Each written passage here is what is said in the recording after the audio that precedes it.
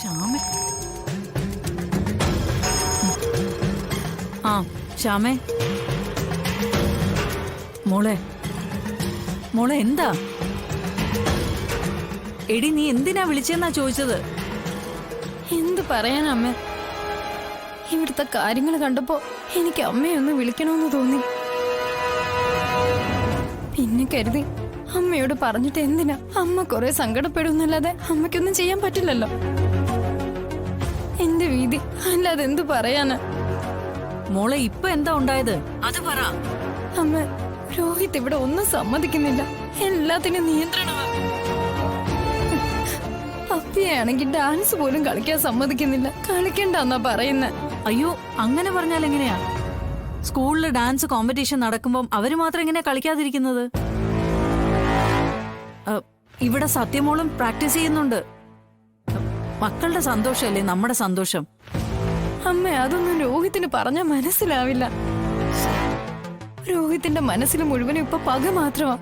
എന്നോടും എന്റെ മോളോടും കാണിക്കുന്ന ഈ ദേഷ്യം മുഴുവനും ആ പകയിൽ നിന്നുണ്ടായതാ. എന്നോട് കാണിക്കുന്നത് പോട്ടെ, ആ ഇത്തിരി ഇല്ലാത്ത കുഞ്ഞിനോട് കാണിക്കുന്നത് കാണുമ്പോഴാ. ചില ആൾക്കാർ അങ്ങനെയാ മോളെ.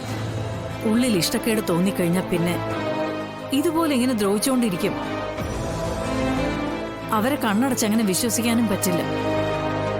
എന്തൊക്കെയാ അവര് മനസ്സിൽ കണക്ക് കൂട്ടിക്കൊണ്ട് നടക്കുന്നത് നമുക്ക് പറയാൻ പറ്റില്ലല്ലോ.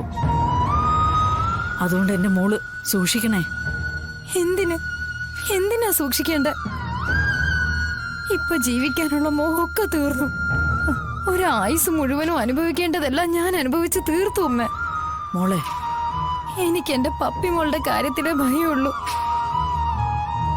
അതൊന്നും അറിയാതെ ഇതെല്ലാം കണ്ടും കേട്ട് ഇവിടെ ജീവിക്കണമെന്ന് ഓർക്കുമ്പോ ഉള്ള വിഷമേ ഇപ്പൊ ഉള്ളൂ. ഞാൻ മടുത്തമ്മ. എല്ലാം ഇട്ടെറിഞ്ഞ് എവിടേക്കെങ്കിലും ഓടിപ്പോവാനാ എനിക്ക് തോന്നുന്നത്. ശ്യാമേ, മോളെ എല്ലാം ശരിയാവൂടി. നിന്റെ ഈ കണ്ണീര് കാണാതിരിക്കാൻ ഈശ്വരന്മാർക്ക് കഴിയില്ല. അവരതിനൊരു പരിഹാരം കാണും. നീ ഒരു കാര്യം ചെയ്, നമ്മുടെ കുടുംബക്ഷേത്രത്തിലേക്ക് ഒരു വഴിപാട് നേര്. പറ്റുമെങ്കിൽ രോഹിത്തിനെയും കൂട്ടി ചെല്ലാന്ന് പറയേ. സമയദോഷത്തിന്റെ ആവാലോ മോളെ. 1-2 ക്ഷേത്രത്തിലൊക്കെ പോയി മനസ്സറിഞ്ഞ് പ്രാർത്ഥിച്ചു കഴിയുമ്പോ എല്ലാം കലങ്ങിത്തെളിയും. മോളെ, നിന്റെ മനസ്സിന് തന്നെ നല്ലൊരു സമാധാനം കിട്ടും. ഞാനും ആ ഒരു പ്രതീക്ഷയില്ല അമ്മ. എന്തായാലും അമ്മ പറഞ്ഞ പോലെ ഞാൻ കുടുംബക്ഷേത്രത്തിലൊന്ന് പോവാം, വഴിപാടും കഴിപ്പിക്കാം അമ്മ. എന്തായാലും രോഹിത്തിനെ ഒന്ന് വിളിച്ചു നോക്കാം, വന്നാ കൊണ്ടുപോവാ.